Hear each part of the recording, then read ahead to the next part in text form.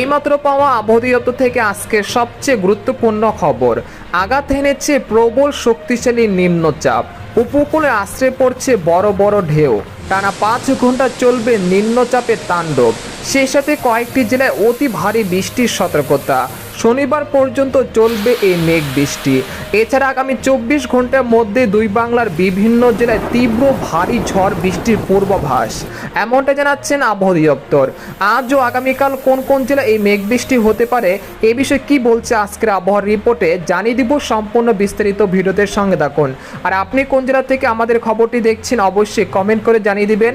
আর সকাল থেকে দেখা মিলছে মেঘলা আকাশ, সেই সাথে রয়েছে নিম্নচাপের মেঘ বৃষ্টি। সময় যত যাচ্ছে ততই উপকূলের দিকে এগিয়ে আসছে নিম্নচাপ।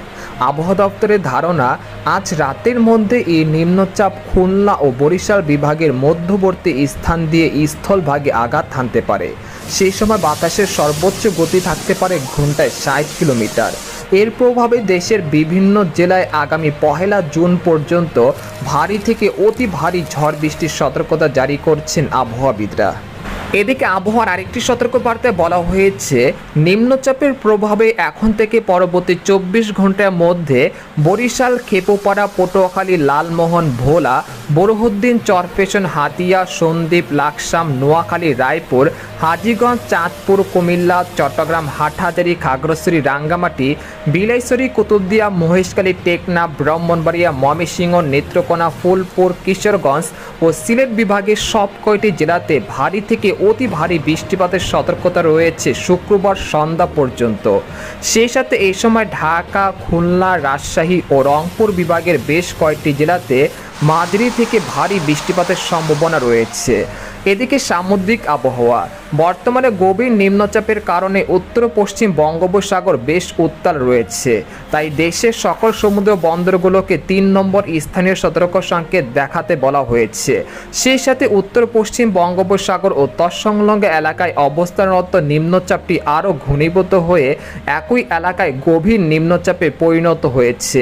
এটি আরও উত্তর পশ্চিম দিকে অগ্রসর হয়ে আজ রাতেই সাগরদ্বীপ ও খেপুপাড়ার নিকটবর্তী স্থান দিয়ে পশ্চিমবঙ্গ ও বাংলাদেশের উপকূল অতিক্রম করতে পারে। এদিকে গত 24 ঘন্টায় দেশের সব বিভাগেই বৃষ্টি হয়েছে। এই সময় দেশের সর্বোচ্চ বৃষ্টিপাত রেকর্ড করা হয়েছে চট্টগ্রামের কক্সবাজারে 165 মিলিমিটার, আর খুলনার কয়রায় 50 মিলিমিটার ও বরিশালে খেপুপাড়ায় 91 মিলিমিটার বৃষ্টিপাত রেকর্ড করা হয়েছে।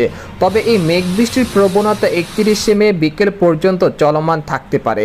এদিকে বাংলাদেশের আবহাওয়াবিদ মোহাম্মদ ওমর ফারুক জানান, আজ সকাল 9টা থেকে পরবর্তী 24 ঘন্টায় রংপুর, রাজশাহী, ময়মনসিংহ, ঢাকা, খুলনা, বরিশাল ও চট্টগ্রাম এবং সিলেট বিভাগের অধিকাংশ জায়গায় অস্থায়ীভাবে দমকা বা ঝড়ো হাওয়া সহ বিদ্যুৎ চমকানো সহ হালকা থেকে মাঝারি ধরনের বৃষ্টি বা বজ্রসহ বৃষ্টিপাত হতে পারে।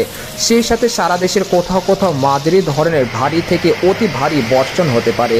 এই সময় সারা দেশে দিনের তাপমাত্রা 1 থেকে 2 ডিগ্রি সেলসিয়াস হ্রাস পেতে পারে এবং রাতের তাপমাত্রা সামান্য হ্রাস পেতে পারে। তো এই ছিল খবর। এরকম ইন্টারেস্টিং খবর জানতে আমাদের সাথেই থাকুন। ধন্যবাদ।